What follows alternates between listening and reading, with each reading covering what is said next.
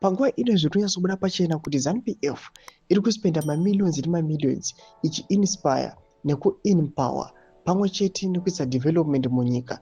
But panguva ino kuri kuonekwa kuti ma-true supporters vari kuma-grassroots vakomana haisi nhamo yekurova vanhu ikoko. Vanhu vachiona vanhu vari kumusoro, ma-affiliated groups, ma-women's league, vanhu vachiona ma-groups ari kudevelopwa, ma-4ED groups, ema-youths, ema-vendors nevamwe vakadaro, vanonoti heino bato rasvikira reZANU-PF. But katarisa ma-true supporters aya vari kuma-grassroots vakomana zviri kupisa tsitsi. Sarambira masvika muda togopana pana chipomusarurwa.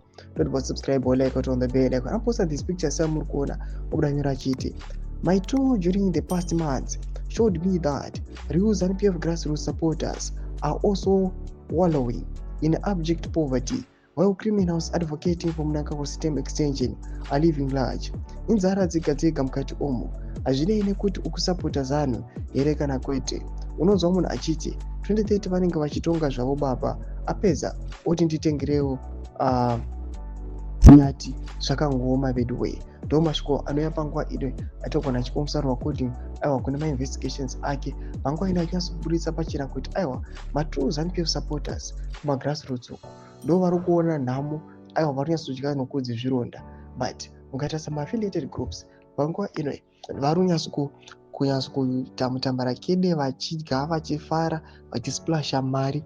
But ma-true supporters kuri kuonekwa kunzi these true supporters vama-grassroots nema-ordinary citizens vari kunyatsokustruggle zvoita sekunge bato riri kunyatsokumeka sure kuti everyone aiwa ari kwa-empowered, everyone panguva ino haasi kusiyiwa behind. But ma-true supporters panguva ino hazvina kumira zvakanaka. Masvika ari kuda panguva ino togona chipomusarurwa. Bodze mafunguro enyu munoti kudii pamusoro pe these developments. Pinda comment section medu, musana subscribe or like, put on the bell icon.